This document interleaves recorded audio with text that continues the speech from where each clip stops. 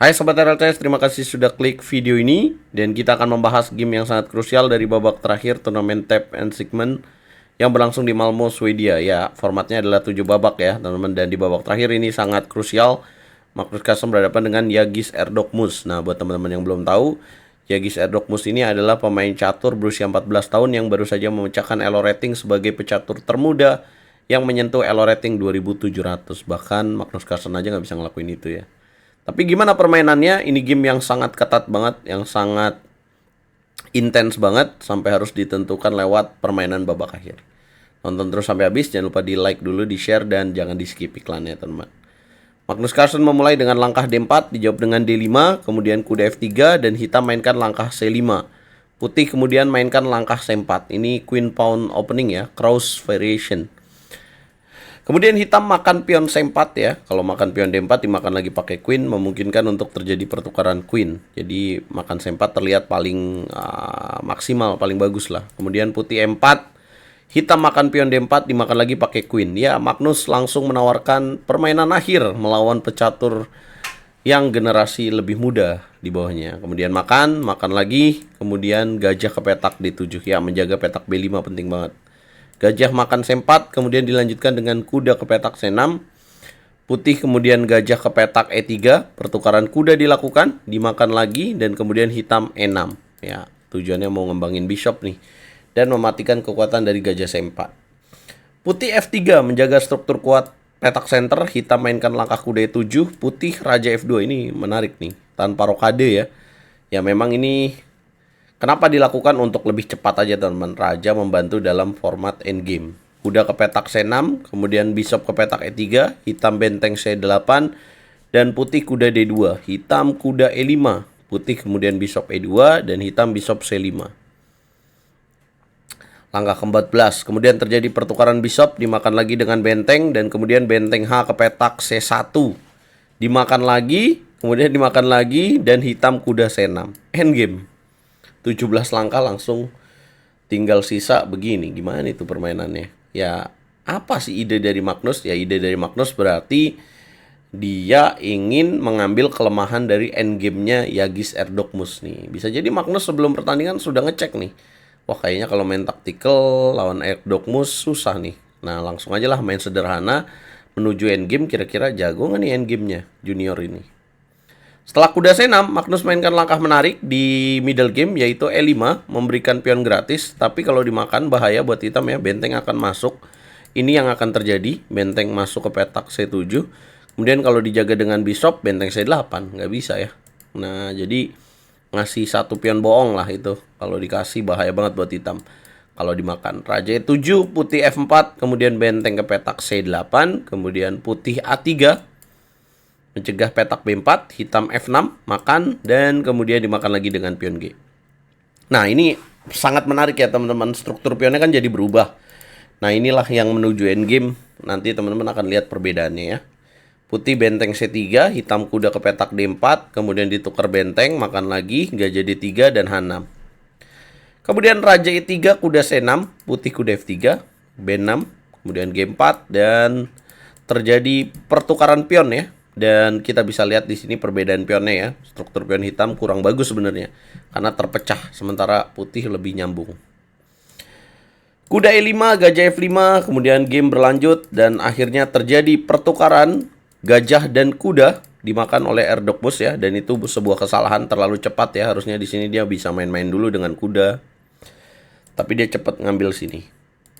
Ya, dia pikir dengan menyimpan kuda ini akan menjadi lebih gampang untuk remis ya. Tapi ini beda lawannya ya. Dan akhirnya terjadi pion bebas di jalur G, sementara hitam F.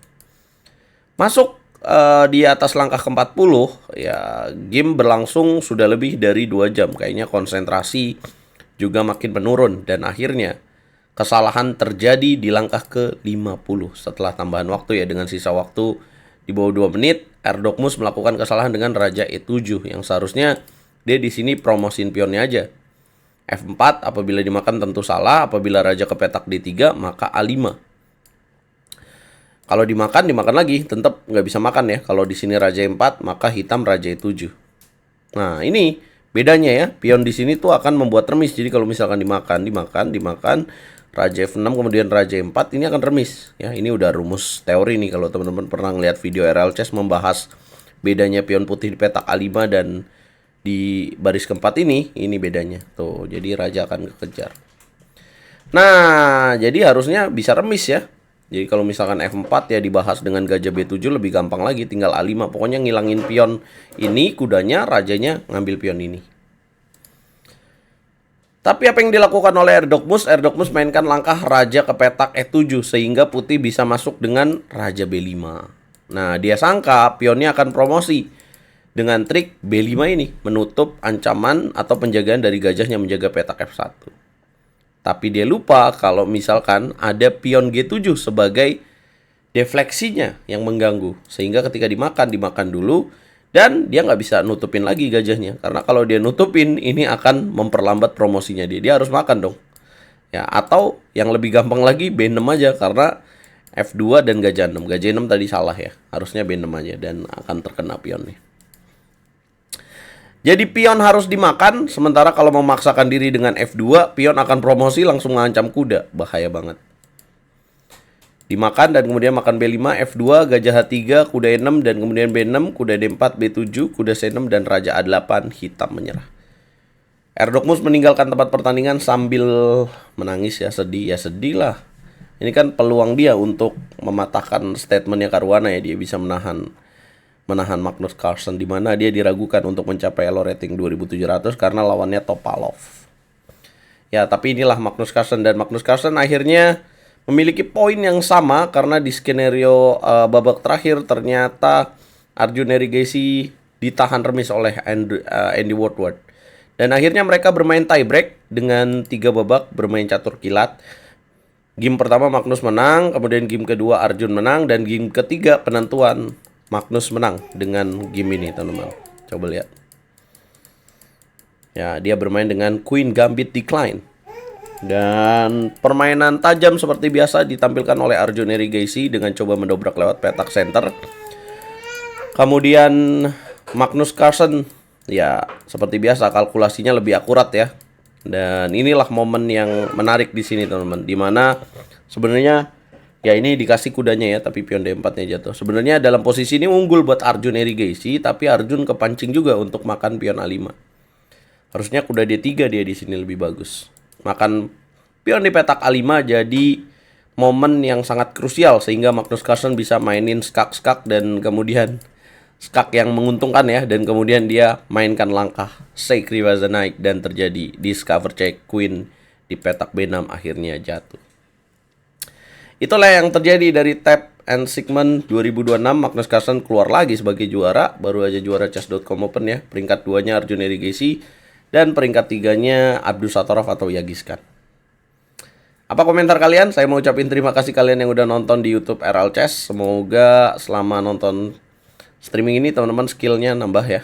Dan kita akan lanjut lagi ke event berikutnya nanti. Pokoknya subscribe dulu RL Chess, jangan di skip iklannya, dan pantau terus dunia percaturan hanya di RL Chess.